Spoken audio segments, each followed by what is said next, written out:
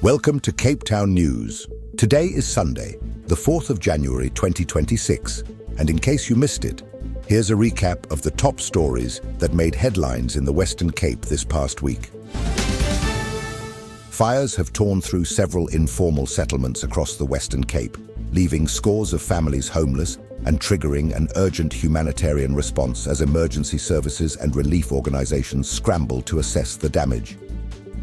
The most severe impact was reported at Imizamo Yethu in Hout Bay, where an overnight blaze destroyed dozens of structures and displaced close to 200 people, forcing families to flee with little more than the clothes they were wearing.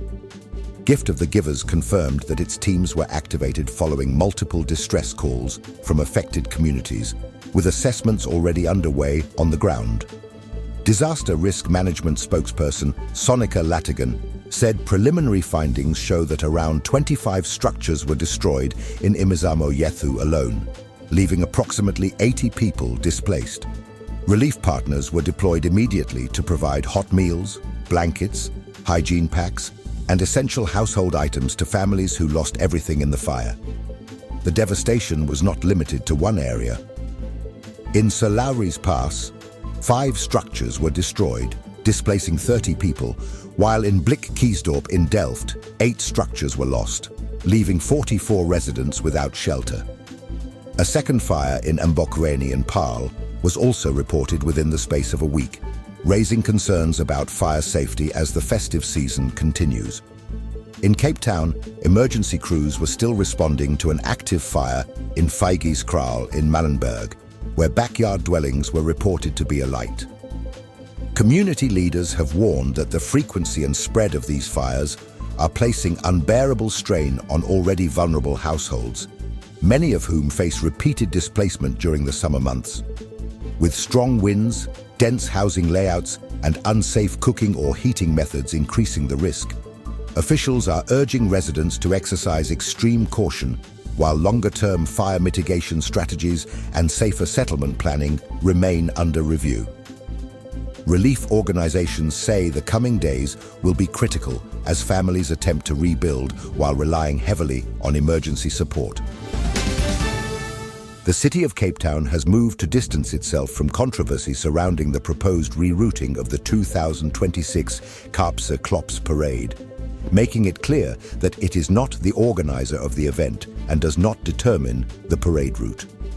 This follows criticism from the economic freedom fighters who accused the city and organizers of sidelining historically significant communities and commercializing a deeply rooted cultural tradition. In a statement released on Sunday, the city explained that responsibility for the parade lies solely with the Kaapse Klopse Carnival Association, while the municipality's role is limited to reviewing safety, logistics, and compliance requirements. The city confirmed that it was approached earlier this year to support a proposal to reroute the road march via Somerset Road into Green Point, subject to strict conditions around crowd control, safety planning, and event management. Officials stressed that the event permit has not yet been approved and remains under review. The city's Events Permit Office is coordinating engagement between organizers, affected residents, ward councillors, and multiple city departments to address concerns before a final decision is made. The municipality emphasized that public safety and compliance remain the priority throughout the process. The city also clarified that a court application filed by the Cape Town Minstrel Carnival Association on the 27th of December is unrelated to the 2026 Tweede Nuwe Jaar parade, as it concerns a different minstrel grouping. That matter is scheduled to be heard in court on Monday, the 29th of December. A Cape Town woman's arrest over an alleged traffic fine has sparked serious public concern about how routine roadblocks are handled and how quickly they can escalate. Nonkosi Nogaga says she was stopped at a roadblock in Wynberg and arrested after refusing to pay an on-the-spot fine for violations she maintains were already settled through a mobile application. Despite trying to explain and show proof, she alleges an officer demanded partial payment before taking her into custody. During the incident, the officer allegedly drove her vehicle with her young daughter still inside before dropping the child at school. Nogaga was then taken to the police station, distressed and frightened, before being placed in holding cells under unsanitary and intimidating conditions. She later appeared before a magistrate and was granted bail, but without money available, she faced spending the weekend at Polesmoor Prison. Her release came only after family members managed to secure bail. When she later returned to court with proof that the fines had already been paid, she was informed there was no case against her. No apology was offered, and her bail money could not be recovered. She says the experience left her traumatized and fearful, especially after missing her graduation. Legal experts have since clarified that South Africa does not allow spot fine payments and that arrests require a valid warrant. Traffic authorities say the allegations are taken seriously and that a formal investigation will follow once all documentation is received. The case has raised wider concerns about motorists' rights, accountability, and the vulnerability of ordinary citizens during roadblocks. The case has also raised broader concerns about how vulnerable road users experience authority at traffic stops, particularly women, working-class motorists, and those without immediate access to legal advice.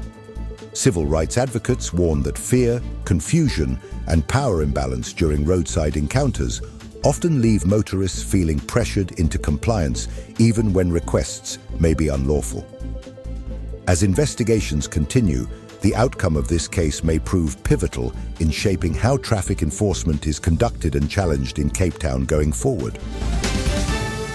Cape Town's enforcement agencies have confiscated more than 4,500 litres of alcohol during an intensified festive season crackdown, as authorities move to curb crime, disorder, and drunk driving. Officials say more than half of the seizures occurred in just the past week, reflecting a sharp escalation in enforcement as celebrations peak. Alongside the alcohol confiscations, hundreds of arrests were made and tens of thousands of fines issued for traffic and bylaw offences. Law enforcement officers and Metro Police also recovered illegal firearms and drugs during operations across the city, reinforcing concerns around alcohol-fueled violence. Traffic services recorded widespread road violations, impounded public transport vehicles, and executed hundreds of outstanding warrants. Drunk driving arrests remained a key focus, with authorities warning that intoxicated motorists pose one of the greatest risks during the festive period. The city's Public Emergency Communications Centre has also been under strain, responding to a surge in medical emergencies, fires, accidents, assaults, and domestic violence cases. Officials have urged residents to drink responsibly, obey the law, and report emergencies promptly. The city says enforcement operations will continue into the new year to protect lives and maintain order. City officials say the scale of the alcohol seizures reflects not only intensified enforcement, but also the persistent challenges faced during the festive season when alcohol-related harm places additional strain on emergency services. Public health experts have repeatedly linked excessive alcohol consumption to spikes in violent crime, road fatalities, and domestic violence during this period. The city has stressed that enforcement alone cannot address the problem, and has again called on residents and visitors to take personal responsibility, plan transport in advance, and intervene where possible to prevent risky behavior. Authorities have indicated that similar operations will continue into the new year as part of a broader strategy to reduce preventable injuries and deaths linked to alcohol abuse. Cape Town has built more homes than any other major city in South Africa, yet the housing crisis continues to tighten its grip on residents across the metro. New data shows the city delivered nearly 97,000 new residential units over a 10-year period, placing it well ahead of other metros, yet demand has continued to outstrip supply at a dramatic pace. Statistics South Africa data reveals that Cape Town led the country in the construction of freestanding homes and flats, while also ranking among the top builders of townhouses. A significant shift has also occurred in the type of housing being built, with flats now making up a growing share of developments as land availability declines and density increases. Despite this, affordability has deteriorated sharply. Property market data shows that average home prices in Cape Town have climbed steeply over the past decade, driven by limited housing supply, strong inward migration, and rising investor demand. The city's housing backlog is now estimated at around 600,000 homes, a figure worsened by declining national housing grants and the arrival of tens of thousands of families relocating from other provinces in search of better services and economic stability. Short-term rentals and tourism-driven investment have also played a role, with long-term residents increasingly priced out of historic coastal communities such as Kalk Bay. In these areas, traditional industries have given way to tourism, luxury property investment, and short-stay accommodation, placing immense pressure on municipal services and long-standing communities.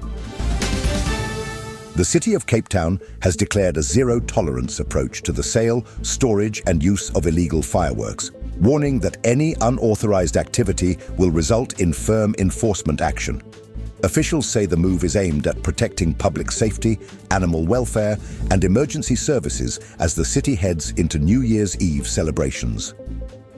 The city has made it clear that no designated fireworks areas exist for events such as New Year's Eve, Diwali, or Guy Fawkes, meaning that any fireworks used without an approved permit are illegal. Authorities warn that offenders may face confiscation, fines, and further legal consequences if caught.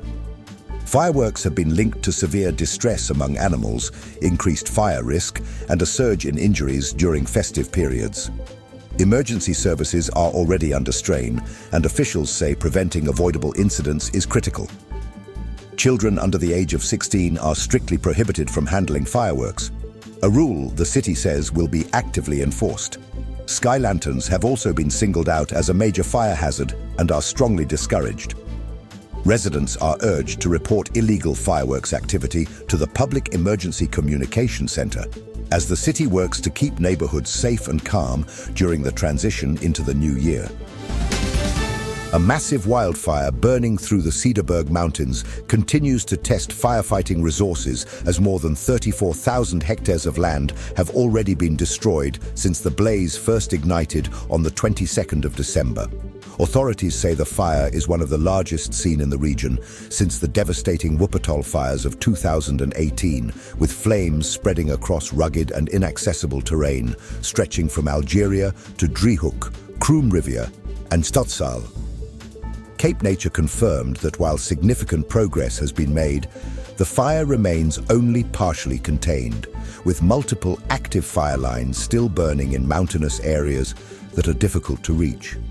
Firefighting teams have been operating around the clock, using direct suppression, strategic burnouts, and continuous monitoring along fire breaks and jeep tracks to prevent further spread. Despite the scale of destruction, authorities have confirmed that no lives have been lost and structural damage has been minimal, with only a wooden cottage and a caravan destroyed at Driehoek. West Coast Fire and Rescue Services spokesperson Heinrich Robertson said roughly 80% of the fire line is now under control, with teams successfully protecting sensitive areas including the Stadsaal Caves, Oasis, and Vogelfontein. These sites are now secured, though crews remain on high alert for flare-ups. The response is being coordinated by Cape Nature, the West Coast District Municipality, and the Greater Cederberg Fire Protection Association, supported by Working on Fire and volunteer wildfire services. As the fire crossed into the Cape Winelands district, additional municipal resources were brought in to reinforce containment efforts. Since early December, firefighters have responded to 79 fires across the province, with hundreds of personnel deployed. All Cape Nature managed properties in the affected area remain closed, including hiking trails, Algeria and Boscherberg campsites, and Stadsaal.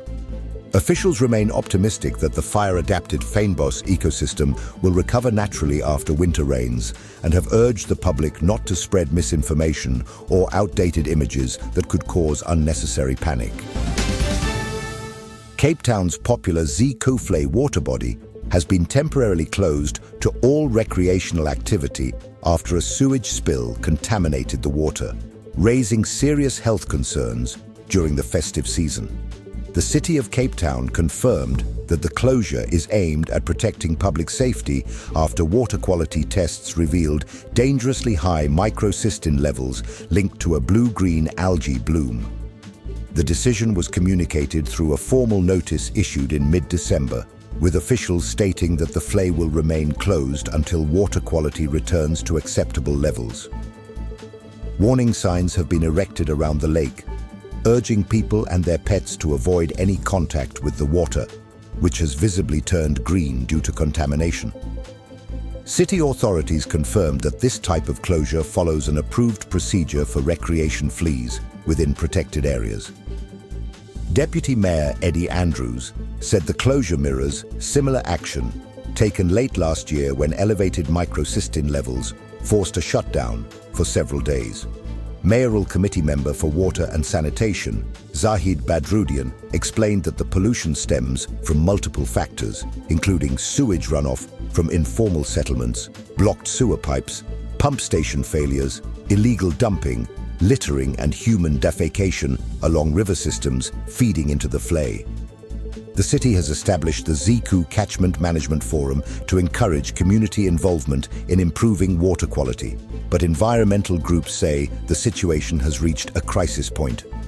Friends of Ziku and Rondaflay chairperson Sydney Jacobs accused the city of failing to act decisively, despite officials being aware of the pollution sources for more than a year. He warned that repeated closures are damaging both the environment and livelihoods tied to the flay. Ziku, the largest natural inland water body in Cape Town, is home to diverse bird life and is a major recreational drawcard. Critics argue that long-term neglect has allowed years of sediment and sewage to accumulate, with contaminated water eventually flowing into False Bay near Muizenberg. The city has acknowledged infrastructure challenges and confirmed a major tender aimed at upgrading sewage systems. But Cape Townians remain frustrated as health risks persist.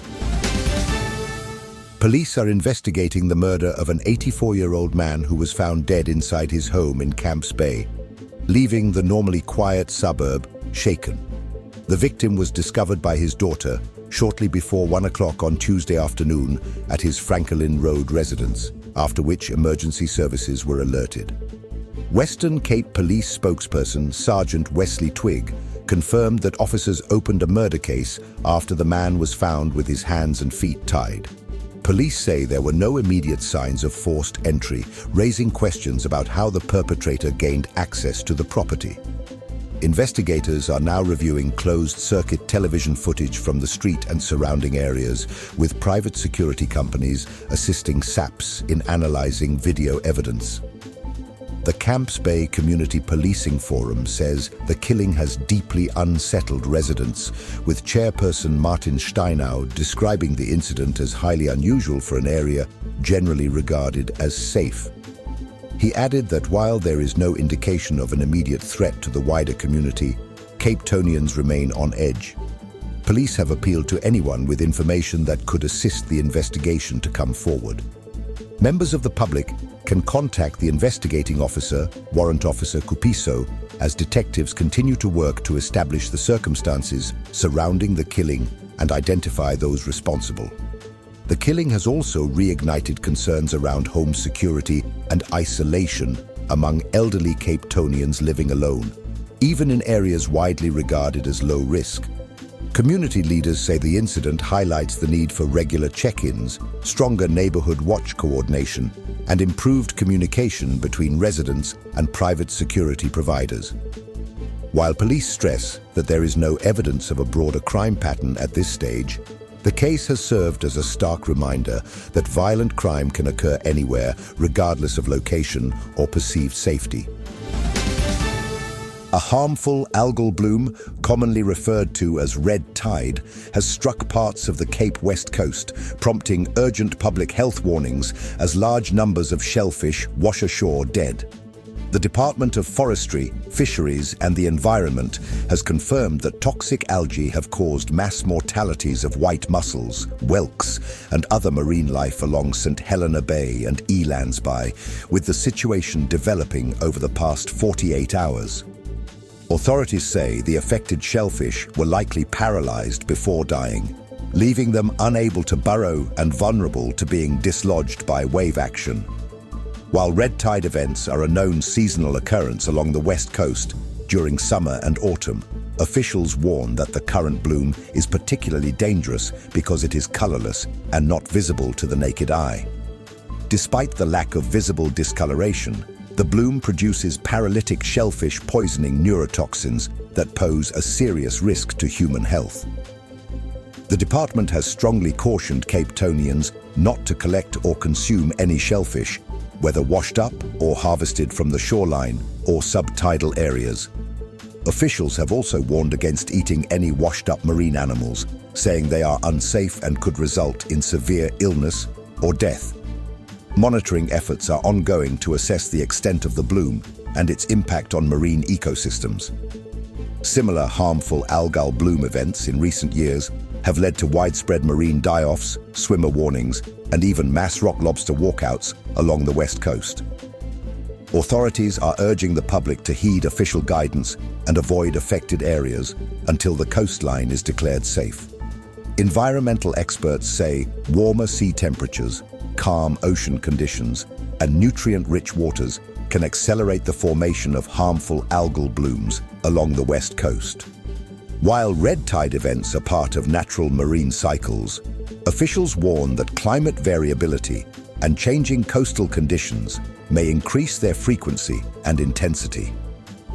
Authorities say continued monitoring and public cooperation are critical to limiting health risks and protecting marine ecosystems until the bloom dissipates naturally. One of the suspects linked to the deadly shooting outside the Athlone Magistrates Court has now been arrested, marking a major breakthrough in an investigation that sent shockwaves through the Cape Flats. The suspect, Rameez Jacobs, appeared in the Athlone Magistrates Court after being arrested during a coordinated Western Cape anti-gang unit operation targeting gang-related violence across Manenberg, Athlone, and Mitchell's Plain. Police allege Jacobs was involved in the fatal shooting outside the Athlone Magistrates Court on the 3rd of December, followed minutes later by an attempted murder in nearby Q Town. The brazen nature of the attack, carried out in close proximity to a court precinct, raised serious concerns about public safety and gang intimidation tactics. According to police spokesperson Colonel Andre Trout, the arrest forms part of intelligence-driven operations aimed at dismantling networks behind gang-related murders and attempted murders. Jacobs has been remanded in custody and is expected to return to court on Monday, the 5th of January. Two additional suspects, aged 28 and 36, were also arrested during the same operation for their alleged involvement in violent crimes dating back to 2017 and 2025. Brigadier Novella Potelwa confirmed that police continued targeted deployments at known gang hotspots, where illegal firearms have been seized and arrests made. Western Cape Acting MEC for Police Oversight and Community Safety, Henri Marais, welcomed the arrests, but stressed that strong, watertight case dockets are essential to secure convictions. Police have urged anyone with information related to gang violence in Athlone, Manenberg, and surrounding areas to come forward as investigations continue. The Western Cape Department of Health and Wellness has confirmed that 132 babies were born in public health facilities across the province on New Year's Day, offering a heartwarming start to 2026. From midnight onwards, an equal number of 66 boys and 66 girls were safely delivered, bringing joy to families across the province. The first baby of the year was born exactly at midnight at Mowbray Maternity Hospital, where a baby boy weighing 3.8 kilograms was delivered to proud mother Geneva Claassen. Just minutes later, another baby boy was born at Paarl Hospital, followed by a baby girl delivered at Stellenbosch Hospital in the early hours of the morning. Health officials used the occasion to highlight the importance of the first 1,000 days of a child's life, describing it as a critical period for growth, development, and long-term well-being. Parents were encouraged to make full use of local clinics, which provide essential services such as immunizations, regular checkups, nutritional guidance, and early developmental support. Western Cape MEC for Health and Wellness. Mireille Wenger praised healthcare workers who remained on duty through the festive period, particularly midwives who sacrificed time with their own families to ensure safe deliveries. She said investing in early childhood care lays the foundation for healthier communities in the future. The department extended congratulations to all parents and caregivers and reaffirmed its commitment to ensuring that every child born in the Western Cape receives a strong and healthy start to life. Monday will bring clear and dry summer weather across the Western Cape, with no rain expected anywhere in the region. In Cape Town, the day begins mild at 18 degrees before warming to a high of 27 degrees under clear skies from morning through to evening. Conditions will look calm, but strong winds will play a major role along the coast. A fresh south-southwesterly wind is expected to blow at around 46 kilometers per hour, especially in coastal areas, making it feel cooler near the ocean, while inland regions heat up quickly. Paarl is set for intense heat, climbing to a high of 36 degrees after a cooler 16-degree start. Stellenbosch follows a similar pattern, rising from 14 degrees in the morning to a warm 32 degrees by the afternoon. Humidity levels will sit around 55%, keeping inland conditions dry and increasing fire danger. At sea, swells of about 1.6 meters from the southwest with a 12-second period are expected, creating active but manageable ocean conditions. Tide times for Cape Town show a high tide at 4:33 in the morning, followed by a low tide at 10:46 in the morning, another high tide at 4:48 in the afternoon, and a final low tide at 10:58 at night. The ultraviolet index will be extreme at level 11, so sun protection is essential throughout the day. With a sunrise at 22 minutes to 6 in the morning and sunset just after 8 in the evening, it will be a long, classic Cape summer day best enjoyed with caution in the heat and wind. With that, we conclude today's bulletin, and now you know what's happening in the mother city. Thank you for watching Cape Town News. Make sure to subscribe and hit the notification bell so you never miss a story. We appreciate your support. Let us know your thoughts in the comments below. And don't forget tomorrow's Cape Town News drops right here on YouTube at 3 p.m. Until next time, stay safe, informed, and connected.